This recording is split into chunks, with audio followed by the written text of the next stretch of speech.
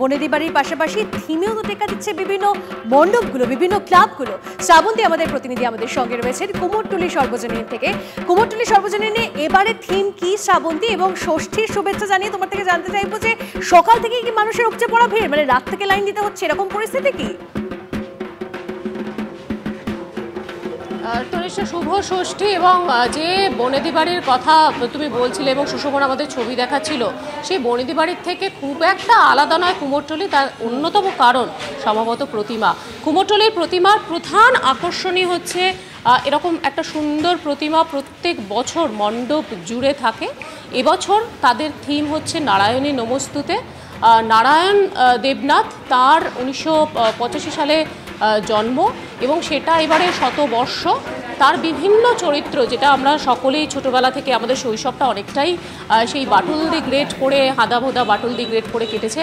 এখানে যদি তুমি দেখো প্রতিমার ঠিক পাশের দেওয়ালে এরকম নারায়ণ দেবনাথের যে বাটুল দি গ্রেটের সেই চরিত্রগুলো রয়েছে আঁকা। তার কারণ হচ্ছে এরকম একটা তৈরি করা হয়েছে যে তারা সকলে মিলে এসেছে ঠাকুর দেখতে, এরকমটাই তৈরি করে দেওয়া হয়েছে। আর ভিড়ের কথা নিশ্চয়ই না বললে নয়, যেখানে ষষ্ঠীর দিন সকালে সেখানে প্রচুর ভিড় হয়েছে। এবং কুমোরটুলি সার্বজনীনে আসার একটা অন্যতম কারণ হলো নর্থ থেকে অনেকে পুজো দেখা শুরু করে। একদম আমি সেই তুমি যখন বলছো শ্রাবন্তীর কথা, তখনই আমি দেখতে পাচ্ছি প্রচুর মানুষজন পৌঁছে গেছেন, ক্যামেরা বন্দি করে রাখতে চাইছেন মাতৃ মূর্তি। এই ছবি তো দেখলেন, তবে অন্যতম চর্চিত যে পুজো প্রত্যেক বছরের মতো এবছরও, সেই পুজোর মণ্ডপে আপনাদেরকে নিয়ে যাই সন্তোষ মিত্র স্কোয়ার। সেখান থেকে রয়েছে আমাদের সহকর্মী সুপ্রিয়। তোমাকেও ষষ্ঠীর অনেক অনেক শুভেচ্ছা। সন্তোষ মিত্র স্কোয়ার মানে আমরা দেখেছি চারিদিকে একটা ছবি ভাইরাল হচ্ছে, শুধু মাথা গোলা যাচ্ছে, ভিড়ে ঠাসাঠাসি, তার সঙ্গে চর্চাও রয়েছে, বিতর্কও রয়েছে। কি অবস্থা এখন?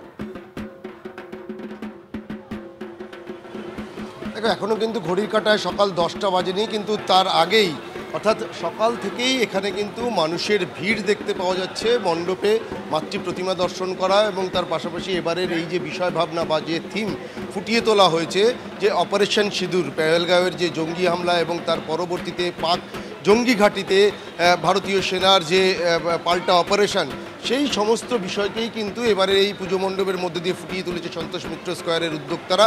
আর সেই বিষয়গুলোকেই কিন্তু দেখার জন্য এখানে সকাল থেকেই, সন্ধ্যের পর থেকে তো যে জনস্রোত আমরা দেখেছি, গতকালও দেখেছি, এবং তার পাশাপাশি গত কয়েকদিন ধরেই যেভাবে মানুষের ঢল নামতে শুরু করেছে, অনেকেই হয়তো চাইছেন যে সন্ধে বা রাতের যে ভিড়, সেই ভিড়কে এড়িয়ে যাতে সকাল সকাল ফাঁকায় একটু এই গোটা বিষয়টাকে চাক্ষুষ করা যায়, সেই কারণেই যে ভিড়ের ছবি তুমি দেখতে পাচ্ছ।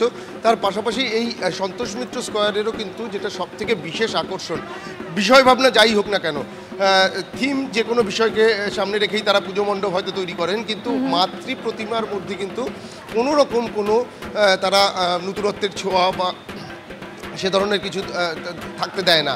একেবারে সাবেকি ঘরানায় এখানে কিন্তু বরাবরই সেজে ওঠেন মাতৃ প্রতিমা। এবারও কিন্তু তার কোনো অন্যথা হয়নি। কুমোরটুলির মিন্টু পালের হাতেই কিন্তু প্রতি বছর এই সন্তোষ মিত্র স্কোয়ারের মাতৃ প্রতিমা সেজে ওঠে।